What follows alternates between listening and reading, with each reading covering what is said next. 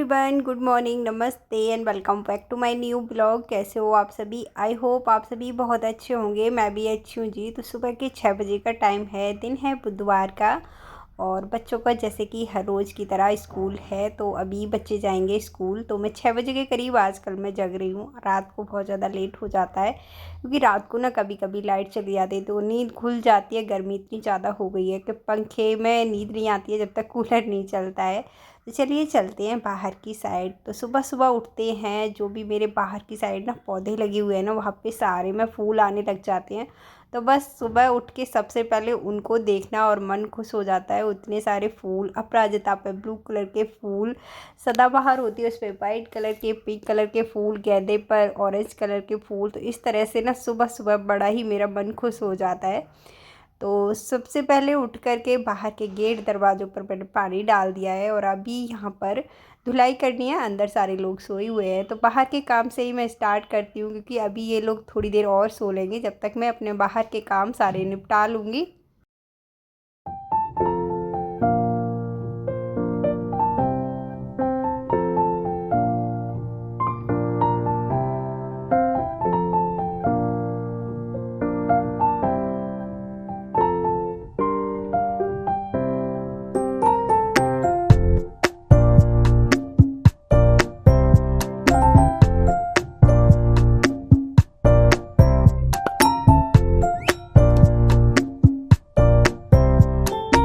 हर सुबह का यही रहता है कि मतलब अंदर सारे लोग सोए रहते हैं तो फिर बेड वगैरह कभी कभी मैं छोड़ देती हूँ। जग जाते हैं तो बना देती हूँ, फिर मैं बाहर के कामों से ही स्टार्ट कर लेती हूँ। बाहर के काम भी करते करते ना आधा पौना घंटा हो जाता है सुबह सुबह। सुबह सुबह घड़ी जो है भागती ही दिखती है। मैं बार बार घड़ी की तरफ ही नज़र रखती हूँ और जल्दी जल्दी से अपने कामों में भी लगी रहती हूँ। तो एक बार किचन में कपड़ा मार लूँगी और यहाँ पर मैं बच्चों के लिए बनाऊँगी खाने के लिए मसाला चना। तो चने को मैंने रात ही भिगो करके रख दिया था, तो इनको रख दूँगी नमक वगैरह डाल करके बॉईल करने के लिए।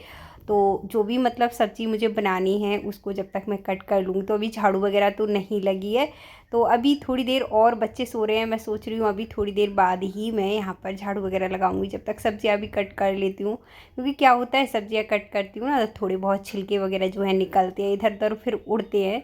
तो झाड़ू लगाने से पहले सब्ज़ी भी कट करके रख दूँगी। तो खाने में बच्चों के टिफ़िन के लिए मैं बना रही हूँ भिंडी और रोटी बनाऊँगी, क्योंकि आज ना खुशी का पेट थोड़ा सा ख़राब है। पेट में थोड़ी सी प्रॉब्लम चल रही है, तो भिंडी की सब्ज़ी या फिर चने से रोटी लेकर के जाएगी वो। उसके पेट में ना काफ़ी प्रॉब्लम चल रही है। मतलब उसका पेट ऐसा होता है कि घर पर कभी आलू के पराठे भी बना दो ना, उसकी वजह से भी ख़राब हो जाता है। तो 1-2 दिन पहले वो शादी में गई थी, उसी वजह से उसका पेट थोड़ा सा ख़राब चल रहा है। भिंडी उसको बहुत ज़्यादा पसंद है, तो रात को तो खिचड़ी या फिर दलिया वगैरह इस टाइप से मैं उसको खाना दे रही हूँ। लेकिन स्कूल में तो बच्चे ऐसा लेकर के नहीं जा सकते हैं, तो इस वजह से भिंडी से रोटियां सेक करके मैं रख दूँगी। तो यहाँ पर मैंने सारी भिंडियों को कट कर लिया है और प्याज वगैरह जो है उसको मैं एक बार और धो लूँगी। वैसे तो मैं धो करके लेकर के आई थी, तो एक बार और धो करके फिर मैं इसको कट करूँगी।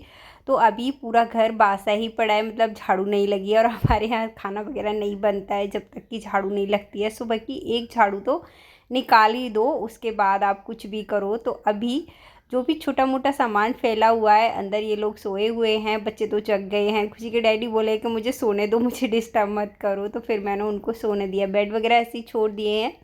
अभी जो है मैं एक बारी ऐसी झाड़ू निकाल दूंगी, उसके बाद बच्चों के लिए टिफ़िन की तैयारी करूंगी।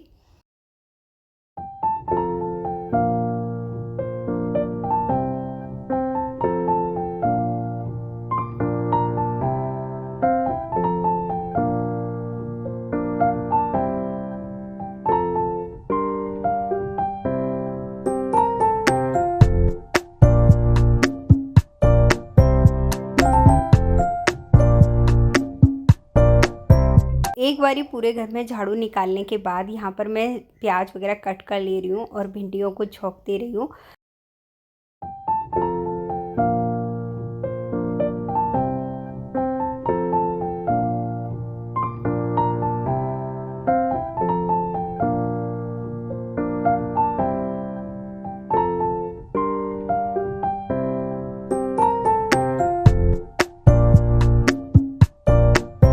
कढ़ाई गरम करके मैंने कढ़ाई में डाला है मस्टर्ड ऑयल। खाना हमेशा मस्टर्ड ऑयल में ही बनता है, रिफाइंड वगैरह बहुत कम यूज़ होता है। तो थोड़ी सी डाली अजवाइन, हींग और प्याज थोड़े से खड़े ही अच्छे लगते हैं। तो प्याज मैंने थोड़ी सी लंबी लंबी कट किया, थोड़ी देर ही बस फ्राई किया है। उसके बाद डाल दिए भिंडी। भिंडी को बस हल्दी डाल करके मैं थोड़ी देर ऐसे ही पका लूँगी ऑयल में। उसके बाद जो भी बेसिक से मसाले होते हैं सारे इसमें डाल करके मिक्स करके ढक करके छोड़ दूँगी पकने के लिए। तो लो फ्लेम पर भिंडी जो है पकती रहेंगी। उसके बाद थोड़ा सा नींबू डालने के बाद भिंडी जो है बन करके तैयार हो जाएगी। तो फ्रेंड्स चलिए आज कुछ आपके बारे में बात कर लेते हैं। आप ना हर रोज़ कमेंट करते हो, पूछते हो कि दी आप कहाँ से हो, तो आज मैं आपको सही से बता दे रही हूँ। कभी मैं कमेंट में भी वैसे रिप्लाई करती हूँ सब लोगों को। आप ऐसे ही प्यारे प्यारे से बढ़िया बढ़िया कमेंट किया करो और वीडियो को लाइक ज़रूर से किया करो। तो देखो मैं यूपी अलीगढ़ से हूँ। कुछ मेरी सब्सक्राइबर पाकिस्तान, हैदराबाद और भोपाल बहुत दूर दूर से कमेंट करते हो आप लोग। मुझे पढ़ने में, रिप्लाई करने में बहुत बढ़िया लगता है। आप लोग ऐसे ही प्लीज़ बढ़िया बढ़िया कमेंट किया करो, ऐसे ही सपोर्ट किया करो। थोड़ा सा लाइक शेयर सब्सक्राइब ज़रूर से कर लिया करो। तो फ्रेंड्स एक मेरी सब्सक्राइबर थी जो आपने देखा होगा, अगर जो डेली के सब्सक्राइबर हैं उन्होंने देखा होगा, जो मैं आइस क्यूब बनाया था पिगमेंटेशन के लिए आलू वाला। तो वो शायद मेरी नई सब्सक्राइबर हैं, इसीलिए मुझे पूछ रही थी कि दी आपने कैसे बनाया है। तो मैं बता देती हूँ आपको। वैसे तो मैं 1-2 दिन में मेरे सारे आइस क्यूब जो है मैं फेस पर लगाती हूँ ना, सारे ख़त्म हो गए हैं। तो 1-2 दिन में मैं दोबारा से बनाऊँगी, फिर मैं आपको डिटेल में दिखा दूँगी। तो अभी ऐसे ही बता देती हूँ। आपको करना क्या है, आलू लेना है, जो सिंपल आलू हम किचन में यूज़ करते हैं सब्जियों के लिए, वो उसको धो करके और छील करके उसको मिक्सी में पीस लीजिए। अच्छा सा पेस्ट बना करके किसी भी आइस ट्रे में लगा करके उसको जमा लीजिए। और आप हर रोज़ नहाने से पहले अपने फेस पर आइस क्यूब को रगड़िए और कुछ देर छोड़ दीजिए 10-15 मिनट के लिए। ऐसे ही करके मेरी तो पिगमेंटेशन थोड़ी सी कम हो गई है, मतलब ये नहीं कह सकती मैं पूरी निकल गई हैं, लेकिन अभी थोड़ी सी कम हो गई हैं। और ये मेरी किसी मतलब मेरी दोनों बेटियां हुई हैं, उस टाइम ना कोई भी पिगमेंटेशन मेरे फेस पे नहीं थी, बिल्कुल क्लियर, बिल्कुल साफ़ सुथरा मेरा फेस था। एक बार ऐसा हुआ मुझे बहुत मतलब बुरा वाला डेंगू हो गया, मेरी हालत बहुत ख़राब हो गई थी। उस टाइम ब्लड भी बहुत ज़्यादा निकल गया था बॉडी से, तो उस वजह से फिर मुझे पिगमेंटेशन आ गई थी थोड़ी थोड़ी। दवाइयों का भी साइड इफ़ेक्ट रहता है। तो उस टाइम से मैं मतलब कुछ नहीं कर रही थी, लेकिन अब जो है मैं थोड़ा थोड़ा आलू वगैरह लगा लेती हूँ। ऐसा होता है, हम हाउसवाइफ होती है ना, सारे दिन सबके लिए काम निकल आएगा, सबके लिए टाइम निकल आएगा, सबके लिए लगी रहेंगी, लेकिन अपनी बारी आती है ना तो 1-2 दिन तो कर पाते हैं, लेकिन दूसरे दिन क्या होता है आलस आने लग जाता है, अरे यार क्या करो रोज़ रोज़। तो इस वजह से हो जाता है 1-2 दिन में कुछ नहीं होता है, लगाना पड़ेगा कुछ टाइम के लिए। तो मुझे भी ऐसा ही था, मुझे भी बहुत आलस आता था। तो इसी वजह से ना मैंने उनको पीस के रख लिया है। तो अब इतना नहीं है कि बार बार पीसो फिर लगाओ, पिसा हुआ रहता है, आइस क्यूब बनी हुई रहती है, उससे ना बार बार पीसने का झंझट नहीं रहता है। तो लगा लेती हूँ मैं भी इसी तरह से। मैं भी बड़ी आलसी हूँ अपने आप को लेकर के। तो सारा काम बस हो ही चुका है, बच्चों की टिफ़िन की पूरी तैयारी हो चुकी है। चना भी मैंने फ्राई कर दी हूँ। लस्सी बनाते समय क्या होता है, सुबह सुबह इतनी जल्दी होती है, जैसे बच्चे अगर 1-2 बार भी कह दें ना मम्मा जल्दी जल्दी करो, तो मेरे हाथ खुद से ही काँपने लग जाते हैं और मैं अपने काम खुद से ही बिगाड़ने लग जाती हूँ। तो यहाँ पर लस्सी बना रही थी तो थोड़ी सी लस्सी भी फैल गई थी। तो बस दोनों बच्चों का टिफ़िन पैक हो चुका है। रोटियां वगैरह मैंने सेक के चुपड़ के घी लगा के रख दिए हैं बच्चों के टिफ़िन में। और यहाँ पर अभी मैं बना दे रही हूँ फटाफट से चोटी। इनका टाइम हो चुका है, इन्होंने नाश्ता भी कर लिया है चना और लस्सी से।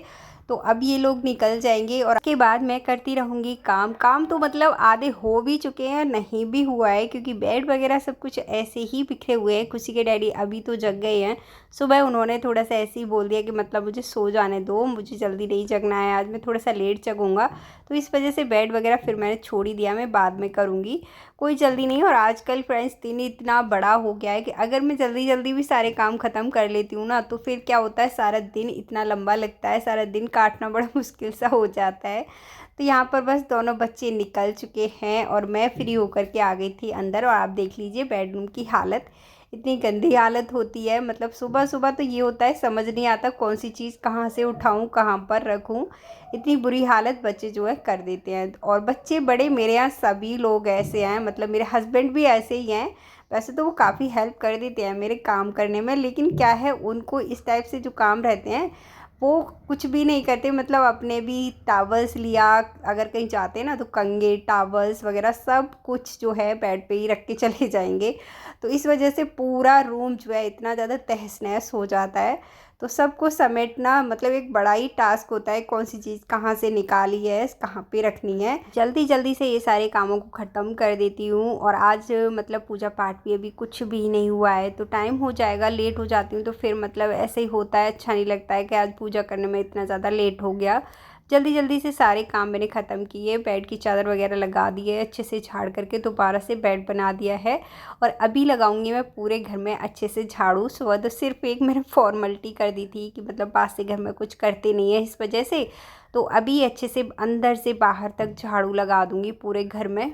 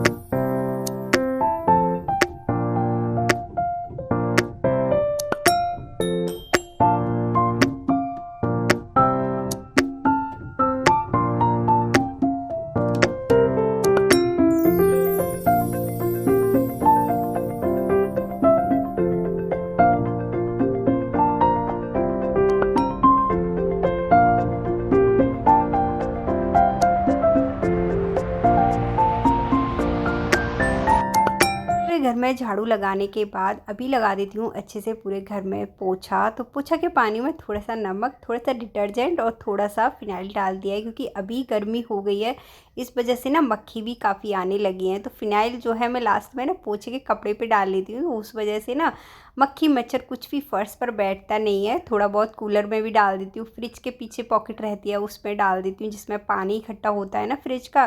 क्या होता है कि आजकल मच्छरों की बड़ी टेंशन है, मच्छर अगर डेंगू वाले पैदा हो गए ना तो इस वजह से फिर बीमारियां घर में फैलती हैं। और डेंगू वाले मच्छरों से खास कर ना मुझे इतना ज़्यादा डर रहता है, इन मच्छरों की वजह से मैं इतनी परेशान रही हूँ, इतना मतलब 1 डेढ़ महीना मैं बहुत ज़्यादा बीमार रही थी डेंगू की वजह से। तो मच्छरों से ना मुझे बड़ी नफ़रत है। तो यहाँ पर पोछा वगैरह सारे में लग चुका है और अभी बची है किचन। किचन को मैंने ऐसे ही छोड़ दिया था, आज मैंने कि चलो किचन का काम थोड़ा सा बाद में करेंगे। तो बर्तन वगैरह तो जो थे उनको सबको मैं क्लीन करके गई थी। तो अभी ऊपर से पूरे किचन में कपड़ा मार लेंगे, क्योंकि देखो एक साइड से मेरा जंगला बंद है, एक साइड से खुला हुआ है। तो जब मैं खाना बनाती हूँ ना तो थोड़ा बहुत धुआं होता है, चिकना होता है, तो वो सब कुछ उड़ के ऊपर जाता है। हर रोज़ साफ़ सफाई करती रहती हूँ तो ठीक है, नहीं तो फिर क्या है एक साथ बहुत ज़्यादा मेहनत करनी पड़ती है। इससे अच्छा है एक दिन पूरे दिन उसी में ही लगे रहो, इससे अच्छा है हर रोज़ साथ के साथ क्लीन करते रहो, आपको काम भी ज़्यादा नहीं लगेगा, किचन भी साफ़ सुथरी रहेगी। तो बस पूरी किचन में मैंने कपड़ा मार लिया है। बर्तन वगैरह धुले रहते हैं ना तो किचन जो है ज़्यादा काम नहीं दिखता है मुझे किचन में। तो बर्तनों को पहले ही धो कर के रख कर के गई थी, कोई भी बर्तन वगैरह नहीं है, सारे पानी निकल चुका है बर्तनों का। तो बस अभी बर्तनों को सिर्फ मुझे स्टैंड में लगाना है। तो पूरी किचन का काम जो है ख़त्म हो चुका है, अभी बस किचन में ही पोछा लगाने के लिए बचा हुआ है, क्योंकि सारे में पोछा वगैरह लगा करके यहाँ पर किचन में थोड़ा सा काम था, तो मैंने सोचा सब कुछ सेट करने के बाद ही मैं किचन में पोछा लगाऊंगी। तो यहाँ पर ये सारे बर्तन थे धुले हुए, सबको सेट कर दूंगी स्टैंड में।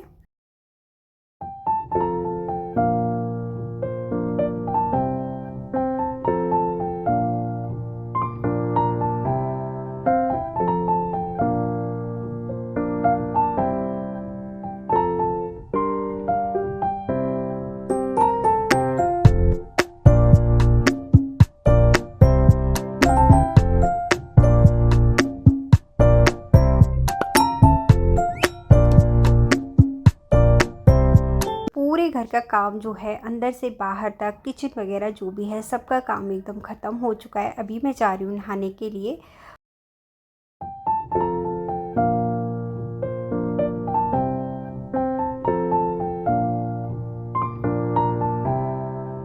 तो नहाना नहाना धोना हो चुका है और पूजा वगैरह भी मैंने कर दी है। सीधे वॉशरूम से आकर के मैं पूजा करने ही आज बैठ गई थी और उसके बाद अभी थोड़े से बाल वगैरह बना लेती हूँ और थोड़ी सी स्किन केयर कर लेती हूँ। नहीं तो क्या होता है बाद में ना मुझे बड़ा ही आलस आता है, फिर बिल्कुल भी अपना कुछ भी करने का मन नहीं होता। बाल काटने का तो बिल्कुल भी मन नहीं होता। जब से गर्मी पड़नी स्टार्ट हुई है ना, बस एक बन बनाया सारे दिन उसी में ही निकल जाता है। लेकिन मुझे बिंदी लगाने का काफ़ी शौक है, तो मैं एक बिंदी हमेशा लगा करके रखती हूँ छोटी सी। तो अभी चलिए चलते हैं किचन में।